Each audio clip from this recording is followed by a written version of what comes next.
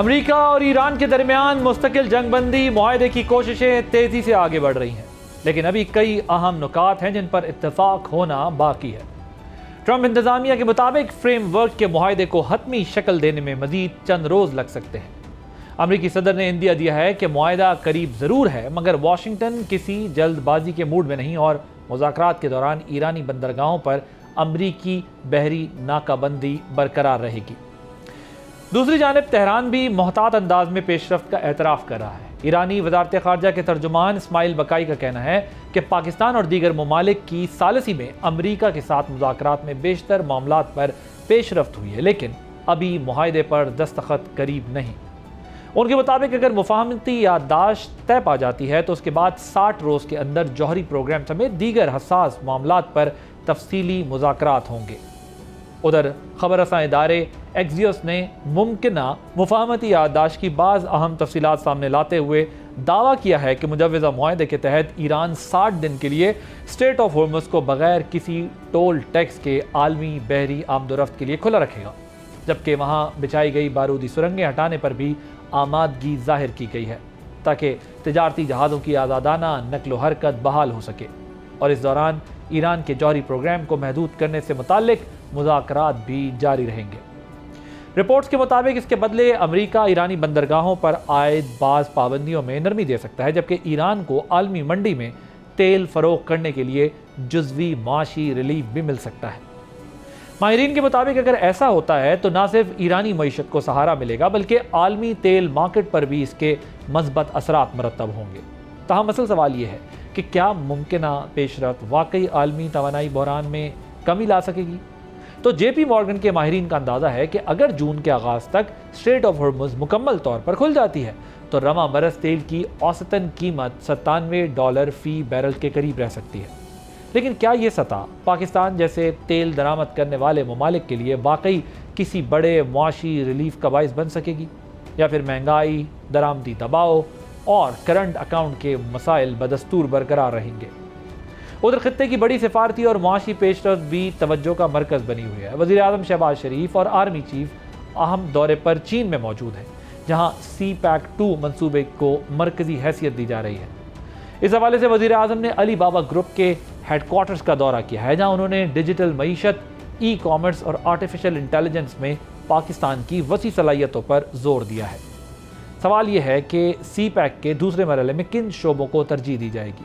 क्या फोकस सिर्फ इंफ्रास्ट्रक्चर तक महदूद रहेगा या एग्रीकल्चर, टेक्नोलॉजी, इंडस्ट्री और एनर्जी के नए प्रोजेक्ट्स भी शामिल होंगे? और सबसे अहम बात, सिक्योरिटी खदशात और सरमायाकारी में सुस्त रवि जैसी रुकावटों को कैसे दूर किया जाएगा? इसी पे बात करने के लिए मेरे साथ मौजूद हैं brigadier retired Haris Nawaz, defence analyst हैं, doctor Farooq Saleem, expert on economy हैं। Thank you so much for joining us. आप ब्रिगेडियर साहब, मैं डिस्कशन आपसे शुरू करूंगा। मुझे बताएं कि पाकिस्तान आर्मी के चीफ ने तेहरान का दौरा किया, वज़ीर दाखिला कई दिन तक वहाँ रहे, जिनकी वहाँ के हुकाम के साथ बड़ी सक्सेसफुल मीटिंग्स हुई। आपके ख्याल में फिर इस डिले का क्या रीज़न होगा? देखिए, बात ये है कि तकरीबन तमाम चीज़ों पर अंडरस्टैंडिंग हो चुकी है और फील्ड मार्शल जब गए थे तो वो प्रॉपर फाइनल करके दोनों को, अमेरिका को, इजराइल को दिखा के उनको दोबारा भेजा कि जी आप इसको असेस कर लें, वेट कर लें और उसके बाद वापस आए। उसके बाद आपने देखा प्रेसिडेंट ने भी कहा यस, एक का दिन में हम फाइनल इसको कर लेते हैं। I think basically they want to be more careful. और आपको पता है कि स्पॉयलर्स कितने हैं, जो इजरायली स्पॉयलिंग टीम है उनको बहुत तकलीफ है। जानिस टीम जो वहाँ पर अमेरिका में है, वो जो बहुत मॉन्गर्स हैं वो भी इसमें इन्वॉल्व हैं, जिसकी वजह से शायद वो they want to be careful के कल को ज़्यादा ब्लेम ना। बट आई थिंक अदरवाइज मुझे अभी भी यकीन है कि ये जो डोमेस्टिक पब्लिक की कंजम्पशन के लिए ये बातें ऐसी हो रही हैं कि ये भी टाइम लगेगा, हम लिख रहे हैं, सोच रहे हैं, जिस शोज के अपनी पब्लिक को बताने के लिए जी कि हमने अपनी मुआहदा नहीं किया, बट कौन सा निटी ग्रिटी पे जाना चाहते हैं, चेक करना चाहते हैं, और सारी चीज़ें चेक करना चाहते हैं, उसके बाद हम फाइन करेंगे। बट अदरवाइज जनरली तमाम चीज़ों पे एग्रीमेंट हो चुका है, तभी ये बात ये ज़्यादा निकली है।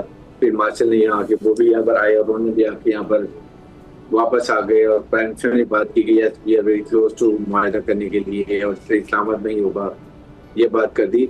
और ये देखें, ये डिले अब बहुत मुश्किल है, लड़ाई तो देखें, बी वेरी केयरफुल, क्लियर ना, अमेरिकन पब्लिक चाहती है, they are already under a big pressure of inflation, gas oil price के लिए। Congress, senate, they don't want, NATO और जो appeal unit, they don't want. फॉरली ने खुद रिक्वेस्ट की यूएई ने, किंगडम में सऊदी अरेबिया ने और कतर ने कि जी इसको आप पैनिक डिले करें, एंड दे नहीं एग्रीड बना, हम तैयार थे लड़ाई के लिए। उसके बाद हमें ईरान और doesn't want it. So what is the reason? आपको इकोनॉमिक कंडीशन, जो हालात हैं, जो इकोनॉमिक डिजास्टर हो चुका है पिछले 70 दिन में, एनर्जी क्राइसिस हो चुके हैं, फूड सिक्योरिटी के क्राइसिस हो चुके हैं, this is very serious. The whole world doesn't want any further escalation, number 1। और अगर आप 50-60 दिन और अगर लड़ाई खुदा ना खासा होती है, आप सोचें कि दुनिया की इकोनॉमिक और एनर्जी का क्या हाल है। तो आपके ख्याल में ये जो स्टेटमेंट्स हैं ये लोकल कंजम्पशन के लिए हैं, जो बिल्कुल ओके, बट डील इज और सेकंड आप there definitely desire is there, is like, और मुझे अभी भी यकीन है कि इससे पहले शायद वो 2-3 चीजों बात हुई। एक एक्सटेंशन की बात करेंगे, 60 दिन में बढ़ा दी, और स्टेट ऑफ हॉर्मुज और ब्लॉकेट खत्म कर देंगे नेवल।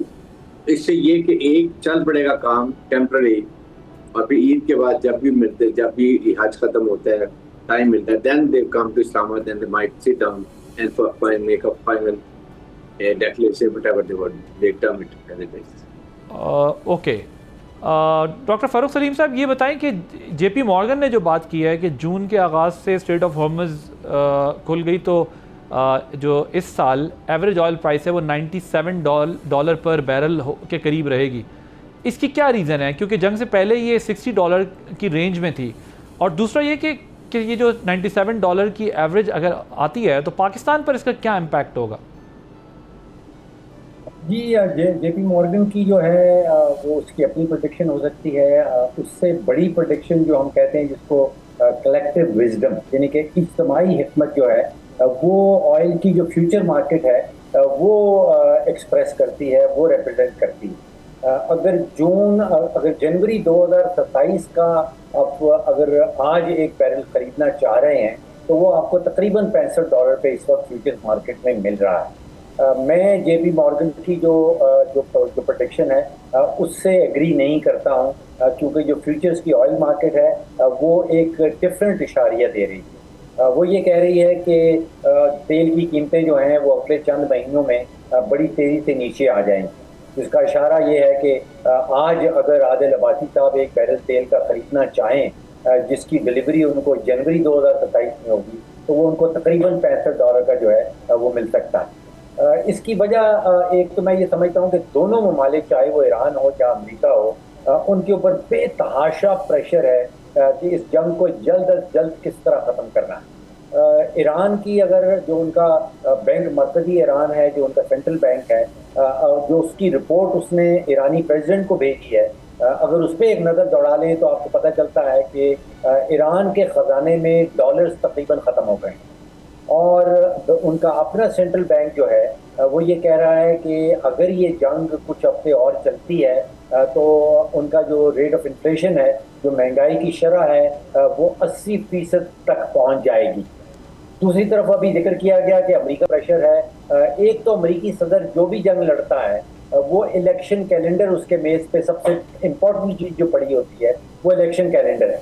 अब उनके मिड टर्म इलेक्शंस आ रहे हैं नवंबर के अंदर, और अगले चंद महीनों में जंग से सारी का सारा फोकस हटा के अमेरिकन प्रेसिडेंट जो है, प्रेसिडेंट ट्रंप ने वो अमेरिकन मईशत के ऊपर लेके जाना है। और वो जो तेल की कीमत है जो पंप में मिलती है, जो पेट्रोल पंप पे अब $4.5-5 पे पहुंच गई है, उसको किसी तरह नीचे लेके आना है, वरना रिपब्लिकन पार्टी जो है वो अभी अगर प्रोजेक्शन देखें तो वो हारती हुई नजर आती है। तो दोनों हरीफ जो हैं वो बेतहाशा प्रेशर में हैं, और उसके नतीजे में मैं समझता हूँ कि वो दोनों जो बड़े मसाइल हैं, एक हरमुज़ वाला और दूसरा न्यूक्लियर वाला। हरमुज़ वाला शायद सेटल हो गया है, और न्यूक्लियर जो है उन्होंने अगले 60 दिन का जो है वो टाइम मांग लिया है, उसके दौरान वो शायद सेटल करने की कोशिश करेंगे। तो डॉक्टर साहब, ये जो प्रोडक्शन का चैलेंज है, ये आपके ख्याल में पूरा हो जाएगा जितनी रिक्वायरमेंट होगी या डिमांड होगी? जी, जंग से पहले तेल की मार्केट में तकरीबन 100 मिलियन बैरल की रिक्वायरमेंट थी, जो जो हम सब लोग इस्तेमाल करते हैं।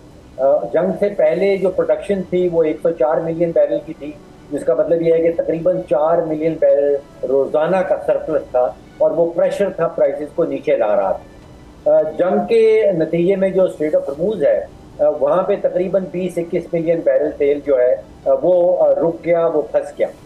लेकिन उसका जो मुतबादिल है, वो सऊदी अरब ने एक पेट्रोल लाइन जो वहाँ पे उनके अब केप टर्मिनल से शुरू होती है और रेड सी पॉइंट पहुँचती है, वो आजकल मैं 2 दिन पहले चेक कर रहा था, वो तकरीबन 5.5-6 मिलियन बैरल पे पहुँच गए हैं, जो तेल स्ट्रेट ऑफ हॉर्मूज को के मुतबादिल रास्ते से निकल जाता है।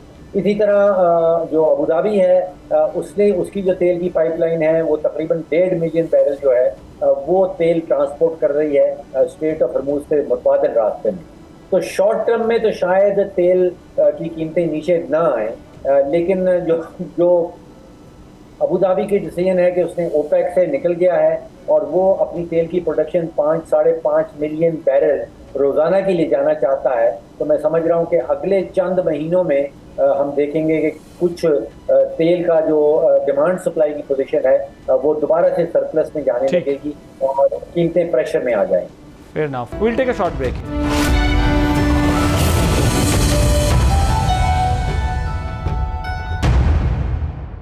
Welcome back. ब्रिगेड साहब, ईरान की जानिब से ये जो बारूदी सुरंगें हटाने पर अग्रीमेंट आ रहा है, ये कितनी बड़ी डेवलपमेंट है आपके ख्याल में? और अगर स्ट्रेट ऑफ हॉर्मुज़ मुआहदे की सूरत में मुकम्मल तौर पर रिस्टोर हो जाता है, तो ये जो रीजन की सिक्योरिटी सिचुएशन है, इसमें कितना चेंज आएगा, कितनी बेहतरी आएगी? देखिए, ईरान को भी इस वक्त काफी इकोनॉमिक प्रॉब्लम है, प्रॉपर नेवल ब्लॉकेट है, 80% ऑयल जाता था चाइना, वो है गैस की प्रॉब्लम जो है वो भी रुकी हुई है, उसकी से ज्यादा जाता है।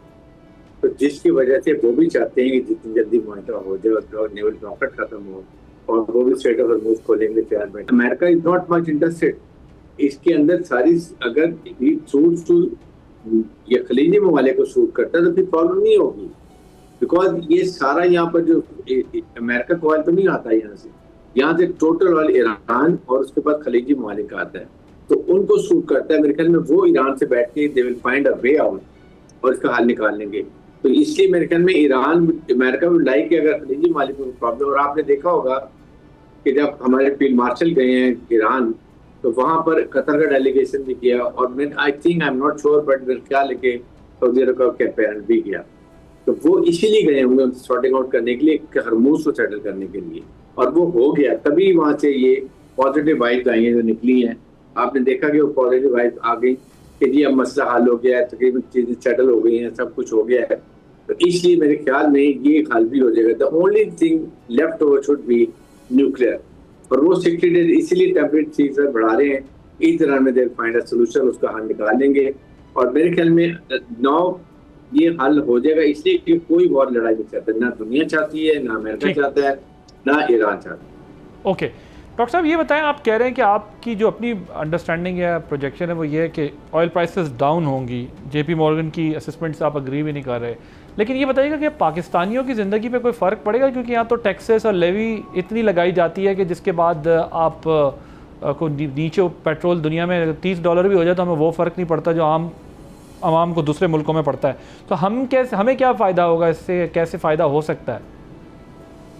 जी आदिल साहब, मुझे इजाज़त है। सिक्के के 2 रुख हैं। एक आपने बयान किया, आप दुरुस्त कह रहे हैं कि जिस तरह हमने पेट्रोलियम लेवी को एक हिस्सा बना दी है पेट्रोल की प्राइस के अंदर, तो ये जिसको हम कहते हैं कि ये स्ट्रक्चरली आपने इन्फ्लेशन को पेट्रोल की कीमत के अंदर डाल दिया, यानी कि महंगाई रहेगी, क्योंकि हमने पेट्रोल की कीमत के अंदर जो पेट्रोलियम लेवी है उसको एक हिस्सा बना दिया।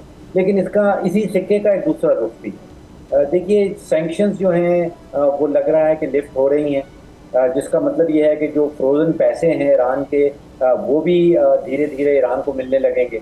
एक मासिव रिकंस्ट्रक्शन एक्टिविटी मेरी नज़र में ईरान के अंदर शुरू होने वाली, क्योंकि जंग के नतीजे में बहुत तबाही हुई है ईरान के इंफ्रास्ट्रक्चर की। और अगर ईरान के पास पैसा भी हो और फिर वो एक रिकंस्ट्रक्शन शुरू कर दे, उसमें पाकिस्तानी कंपनियों को मैं समझता हूँ कि एक नया गेम चेंजर मिल सकता है, एक बहुत बड़ी अपॉर्चुनिटी सामने आ सकती है। फिर बहुत सारी जो बड़ी अमेरिकन कंपनी हैं वो नज़र लगाए बैठे हैं कि ईरान के पास कोई 208 बिलियन बैरल जो तेल के रिजर्व हैं, उसमें बड़ी हाई टेक्नोलॉजी चाहिए होगी मजीद तेल जो है वो जेर ज़मीन तेल है और गैस है उसको निकालने के लिए। आप सोचिए कि एक्सन मोबिल हो, कॉनोको फिलिप्स हो, हैलिबर्टन, स्लम्बरजे, ये तकरीबन 300-400 अरब डॉलर उन रिजर्व को निकालने के लिए वहाँ पे इन्वेस्टमेंट करने के लिए तैयार है। इतनी हैवी इन्वेस्टमेंट यहाँ पे आने वाली है, और ये सारी इन्वेस्टमेंट जो आप सोचिए कि 900 किलोमीटर का पाकिस्तान और ईरान का बॉर्डर है, और अभी हम इतनी महंगी गैस आलमी मंडी से खरीदते हैं। अगर ये सब कुछ उस डायरेक्शन में जा रहा है कि सैंक्शंस लिफ्ट हो जाएंगी, जंगबंदी बन जाएगी, ईरान की पास जो फ्रोजन एसेट्स हैं उसके वो भी खुलने लगेंगे, तो इसमें मुझे पाकिस्तान के लिए बहुत सारी अपॉर्चुनिटी जो है वो नज़र आती हैं। और अगर लॉन्ग टर्म में चले जाएं तो फिर आप सोचिए कि गैस और जो खाम तेल की पाइपलाइंस पाकिस्तान से गुजरती हुई वो चीन तक जा सकती हैं, वो भारत तक जा सकती हैं, और उनके ऊपर जो ट्रांजिट फ़ी है वो आप सोचिए अरबों $100 सिर्फ ट्रांजिट फ़ी की शक्ल में पाकिस्तान वसूल कर सकता है। तो आप ये कह रहे हैं बेसिकली कि जो ईरान वॉर से पहले का ईरान था, जो हमारे उसके साथ सिचुएशन थी या उसका जो दुनिया के साथ एक स्टेलमेट था या सैंक्शंस थी, इस जंग के बाद सिर्फ इसमें पाकिस्तान का ये रोल नहीं कि पाकिस्तान ने इसमें सीज़ फायर या इसके रेजोल्यूशन की तरफ ले गया, लेकिन इकनॉमिकली ये वाला ईरान पाकिस्तान को बहुत सूट करेगा जब उससे सैंक्शंस उठ जाएंगी। ये चीज़ें ले रहे हैं, ऑयल सारा, इसमें हमें बहुत हेल्प हो जाएगी ईरान के साथ, ईरान की सैंक्शंस हटने से। देखिए 900 किलोमीटर के बॉर्डर के उस पार इतना बड़ा जखीरा तेल का और कोई 34 ट्रिलियन क्यूबिक मीटर गैस की। अब हमारे साइड जो बॉर्डर है उसमें आप देखिए कि हमारे पास कोई 40-45 हज़ार मेगावाट की तो डॉक्टर साहब आप जो कह रहे हैं वो जो ऑयल का इंपोर्ट बिल हमारा इतना ऊपर निकल जाता है, उसमें हमें अब आसानी होगी इनके साथ अगर हम ऑयल ट्रेड कर सकेंगे तो। जी बिल्कुल, राइट मैं समझ गया आपके, ताकि डॉलर्स पर जो हम बर्डन फील कर रहे हैं कि रेट अप होने से जाना है, वो ईरान के साथ अगर खुल जाए तो हमें बहुत आसानी होगी। और फिर ज़ाहिर है उसके और भी बहुत से एस्पेक्ट्स हैं, गैस पाइपलाइन से लेके और ट्रेड और जो कि वट एवर इट इज़, ठीक है। बिल्कुल सही है, यू राइटली सेड सो कि वाकई इसका एक पॉजिटिव साइड ये भी है, flip side of the coin ये है कि अगर ये सैंक्शंस हटती हैं तो पाकिस्तान उसका एक अल्टीमेट बेनिफिशरी भी होगा। ब्रिगेडियर साहब, ईरानी जो सोर्सेस हैं उनके अकॉर्डिंगली के ये जो अमेरिका बार बार अपना पॉइंट ऑफ व्यू चेंज कर रहा है, एक अमेरिका की जो no dust no dollar policy है, यानी न्यूक्लियर जो मवाद है वो दिए बगैर असेट्स उनके जो फ्रीज़ हुए हैं वो नहीं मिलेंगे। और दूसरा, क्या ये जो लेबनान जंग बंदी में शामिल होगा आपके ख्याल में? अब अमेरिका की जानिब से जो गोल पोस्ट बार बार शिफ्ट किए जा रहे हैं, जो एक इम्प्रेशन दिया जा रहा है, और अगर ये दो मामले सेटल हो जाते हैं तो फिर क्या जो है वो आप देख रहे हैं आगे क्या सिचुएशन होगी, क्या मुमकिन हल होगा? क्योंकि ये उसकी यूरेनियम की भी बात है और बहुत सारी बातें हैं। इस सारे सिनेरियो को आप किस तरह एनालाइज कर रहे हैं कि गोल पोस्ट शिफ्ट होने की कोई रीज़न यही है क्या? जैसे आपने पहले भी कहा कि मुझे लगता है चीज़ें करीब पहुंच गई हैं, लेकिन अपनी लोकल कंजम्पशन के लिए ऐसा किया जा रहा है कि ऐसी स्टेटमेंट्स दी जाएं, ऑल ऑफ सडन हमें कोई अच्छी खबर सुनने को मिलेगी। Your take on. क्योंकि आदिल बात ये कि बिल्कुल बात ये जो हिजबुल्लाह की बात है और लेबनान की बात है, it will be part of this agreement. इसके बगैर ईरान कभी भी नहीं करेगा, Iran will never leave the money. Not only this, वो हम इसकी हमास की बात भी करेगा, और उसको जो उसकी प्रॉक्सी है, जाहिर है कि देखिए ईरान इजराइल क्या चाहता है, इजराइल चाहता है कि बिल्कुल ईरान को जो है ना वो बिल्कुल इम्पोर्टेंट कर दे, उसकी न्यूक्लियर कैपेबिलिटी, उसकी मिसाइल कैपेबिलिटी, उसकी ड्रोन कैपेबिलिटी और उसके रिजीम चेंज, और वहाँ अपनी मर्जी के रिजीम लाए और ताकि वो उसको रिकग्नाइज कर ले। ये उसका डिज़ाइन है, और वो इससे डिज़ाइन है कि वो चाहता ये है कि अगर किसी स्टेज पर इजराइल ईस्ट अपने मिडिल ईस्ट की तरफ पैन आउट करता है ग्रेटर इजराइल के लिए, तो उसको कोई पीछे से डर ना हो ईरान, और ना उसकी प्रॉक्सीज का, हिजबुल्लाह, हमास और हुतीस का, ये भी नहीं होना चाहिए। इसीलिए वो भी सवाल का काम कर रहा है। अभी तक जो डिले हो रहा है बिकॉज ऑफ दैट। और रिपोर्टेड यही है कि प्रेसिडेंट ट्रम्प की नतीजे में से कई दफा हार्श लैंग्वेज में बात की हुई है बिकॉज इंटेंशनली उसको वो जो चाहते हैं कि ये जब तक ये वॉर जो उसके वॉर के टारगेट थे वो पूरे नहीं हुए ना न्यूक्लियर खत्म हुआ, न्यूक्लियर अल्टीमेटली खत्म हो जाएगा, मिसाइल खत्म नहीं हुए, गेम चेंज नहीं हुई, वो यही तो उसके टारगेट से नहीं कर सका। तो इसलिए वो उसका डिजाइन भी इसलिए ये बार बार जो डिले हो जाती है इसकी वजह से होती है। और ईरान विल नेवर लीव कि अपने प्रॉक्सीज को वो छोड़ दे और खुद सेटल कर ले। It will a very bad effect on, बल्कि I would say to an extent इस मुआहदे के बाद आई पर्सनली फील कि ईरान और खलीजी ममालिक में बहुत क्लोजनेस हो जाएगी। ये फील्ड मार्शल ने बहुत बड़ा काम किया कि जो लड़ाई में जिस वक्त भी ईरान अटैक करता था उनके बेसिस के ऊपर पेट्रोकेमिकल पे गया, बहुत समझाया, सऊदी अरब से कि डोंट रिस्पॉन्ड। यही इजराइल चाहता है कि ये सेल्फ डिस्ट्रॉय करें, एक दूसरे को खत्म कर दें, चाहे oil oil field, gas field सब खत्म, और फिर इजराइल का ख्वाब पूरा हो जाए, वो अपना काम ग्रेटर इजराइल का कर ले। नाउ दे रियलाइज कि हमें ये गलत फॉल दिया गया इंप्रेशन कि Iran is going to finish so. आप और इसी बहाने वो ट्रिलियन डॉलर के वेपन एम्यूनिशन जो है वो इन ममालिक को बेच के रहे, सिक्योरिटी का सिस्टम भी बनाया और वो जाके एंड मौके पे जाके इजराइल के पता चला कि इनको छोड़ दिया। तो अगर ये इकट्ठे हो जाते हैं, आप मुझे बताइए कि कितना बड़ा ये एक ब्लॉक बन जाएगा। ओके, अच्छा जरा ब्रिगेड साहब इस पर भी कमेंट कीजिएगा। जो फील्ड मार्शल जो हैं वो इस वक्त चाइना में हैं, उनकी चाइनीज़ प्रीमियर के साथ बड़ी कैजुअल और अच्छी बड़ी ज़बरदस्त किस्म की कहते हैं डिस्कशन हुई है।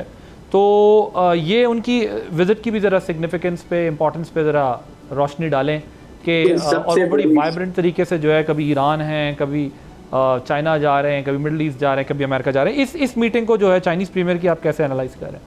देखें, ये एक मीटिंग बहुत इम्पोर्टेंट इसलिए है कि he must have briefed analysis. एक याद रखें, पाकिस्तान ने whatever have been doing in Iran और अमेरिका के साथ मीडिएशन में, उसका हार्ट एंड सोल अमेरिका की चाइना का रहा है साथ। They have been giving all guidance. और अभी भी जो फील्ड मार्शल गए तो सबसे पहले उन्होंने पूरी ब्रीफिंग दी होगी, what has been discussed with America, what has been discussed with Iran, what is the latest situation, क्या मुसवदा है, सारी चीज़ें उनको बताई होंगी। जो फील्ड मार्शल ने मेरे ख्याल में मार के हक से लेके आज तक जो पाकिस्तान के लिए की है, ये पाकिस्तान की कौम, पाकिस्तान की फौज, पाकिस्तान की हुकूमत इसको याद रखेगी।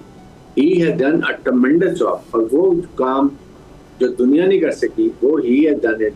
और वो आपके सामने नजर आ रहा है कि किस तरीके से पीस कीपिंग अमल किया, खलूस दिल से, खलूस नीयत से, सिंसियरिटी से।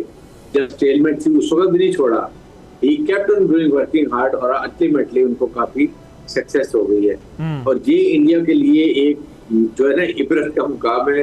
वो उनके ऊपर सबसे मातम मची हुई है, रोना पीटना, वो बिल्कुल समुद्र की तह में दफन हुए हैं। पाकिस्तान देखते इस वक्त पूरी दुनिया का फोकस है, कौन सा अखबार, वाशिंगटन पोस्ट, न्यूयॉर्क, CBS और यहाँ के इंग्लैंड के अखबार डेली, साथ एक नई बात है, दुनिया के सरबराह मुमलिकत फील्ड मार्शल और प्राइम मिनिस्टर को रिंग करते हैं, शुक्रिया अदा करते हैं कि आपने हमें दुनिया को तबाही से बचा के रख दिया, इकोनॉमिक क्राइसिस से बचा लिया, एनर्जी क्राइसिस से बचा लिया। So that is the credit we get for this. Okay. और वैसे कहते हैं कि चाइनीज़ प्रेसिडेंट ने भी उनको ये कहा है इस मीटिंग में कि आप ईरान से आ रहे हैं, ये मेरी नॉलेज में है, और बड़ी अच्छी उनकी वहाँ पर जो है वो मीटिंग जा रही हैं। और यानी हम चाइनीज़ प्रेसिडेंट का ये कहना है कि आप ईरान से आ रहे हैं, और वो सब एक इंडिकेट करता है चीज़ों को कि किस तरीके से वो उनके विजिट को या उनकी एक्टिविटीज़ को या उनकी एफर्ट्स को जो है वो रिकग्नाइज कर रहे हैं। Will take a short break.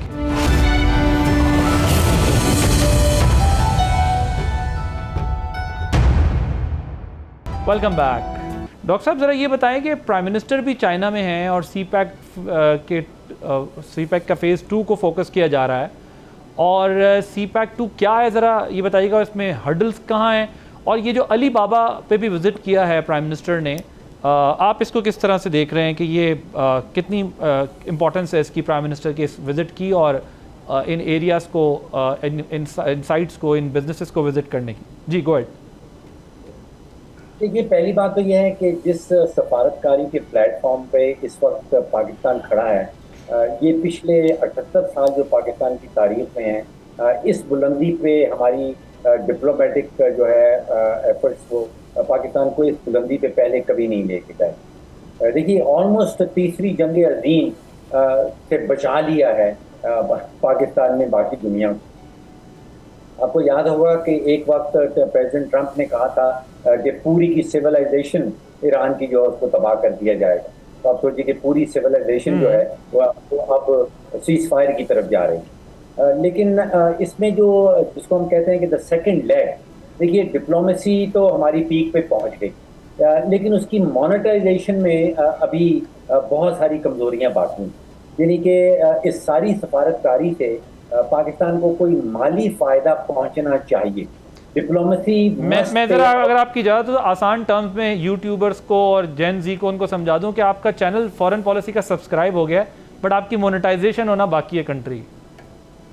बहुत खूबसूरत तरीके से भाई साहब आपने किया। ठीक है, तो diplomacy is at the peak, लेकिन जैसे आपने कहा कि वो यूट्यूब की जो मोनेटाइजेशन है वो उसका चैलेंज अभी बाकी समझता हूँ का मॉडल है उसके ऊपर किया जाता है। और उसका बड़ा सिंपल सा वो सोल्यूशन है कि जो पॉलिसीज जो गाइडलाइंस दी जाती हैं डिजिटल में भी, इसी तरह इकोनॉमी की भी गाइडलाइंस हैं, अगर हम उसको मीट करते हैं। फॉर इंस्टेंस कोई कंट्री अगर आपसे ट्रेड करना चाहेगी तो डेफिनेटली वो ये देखेगी कि आप उसे सेल क्या कर रहे हैं, what you want to sell them. Exports में आप कैसे रिलीफ दे सकते हैं, एक्सपोर्ट अगर कोई प्रोडक्ट करते हैं कंपटीशन में रहते हुए, तो वो गाइडलाइन, पॉलिसी गाइडलाइन इकोनॉमी की आप कह रहे हैं पिक कर ले पाकिस्तान, तो पाकिस्तान का बिजनेस ओपन हो गया, व्यूअरशिप आ गई है, लेकिन अब पाकिस्तान को सिर्फ गाइडलाइन, पॉलिसी गाइडलाइंस को फॉलो करना है।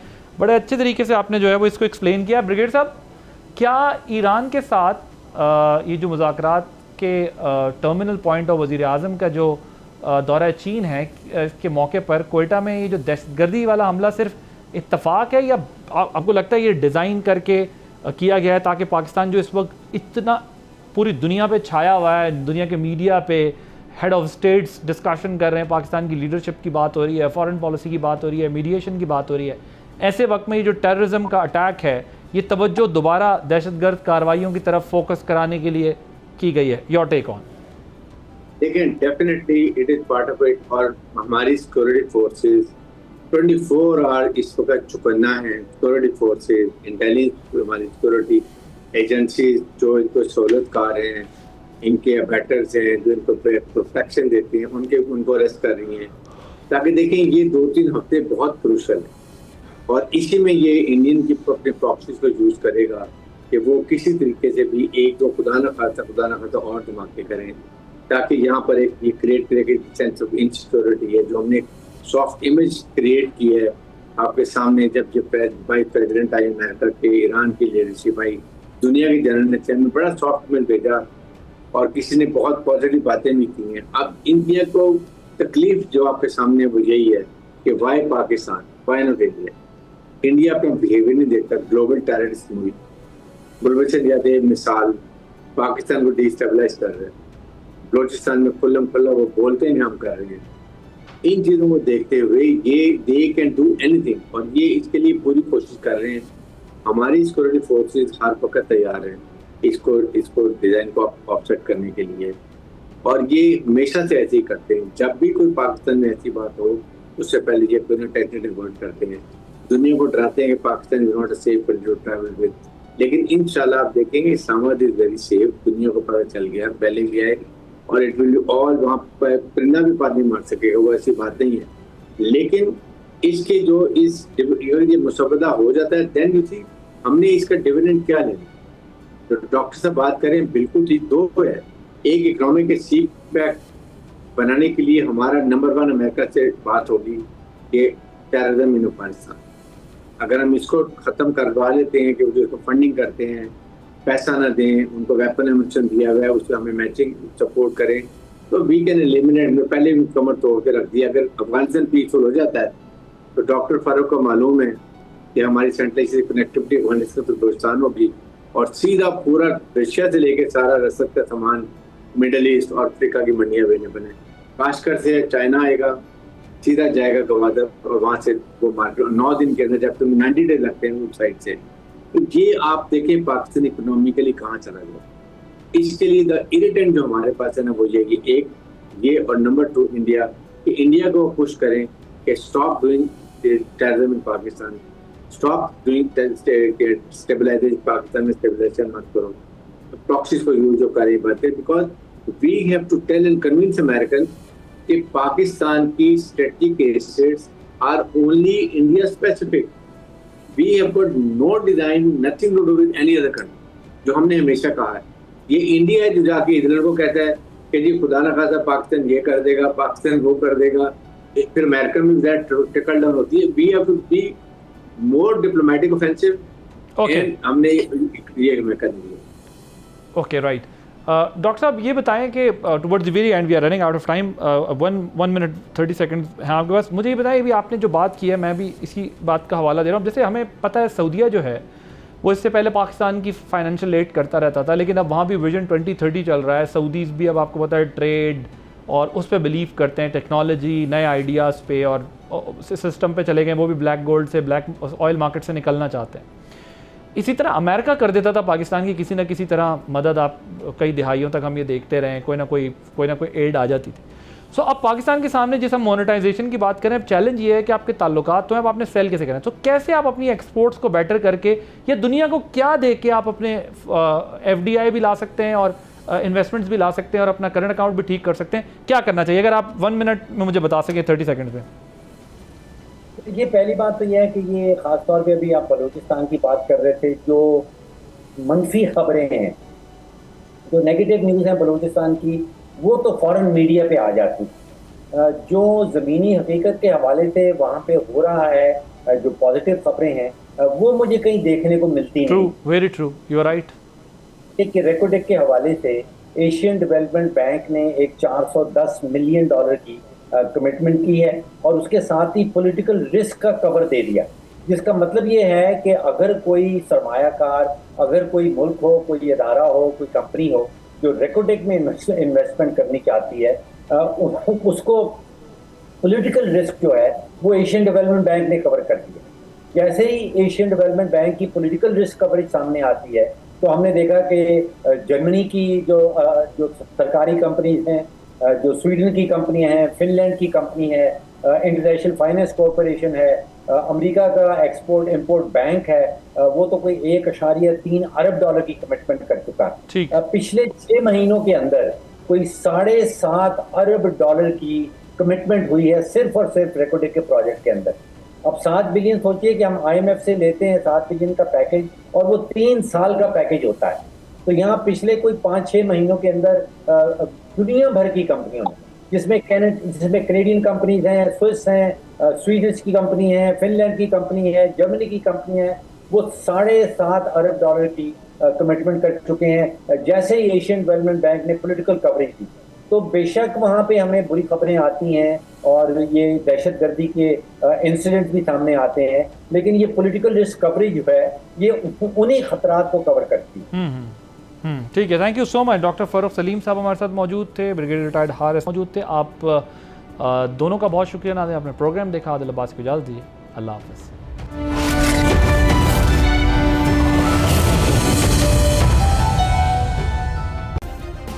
सब्सक्राइब करें और बेल दबाएं ताकि कोई खबर रह न जाए.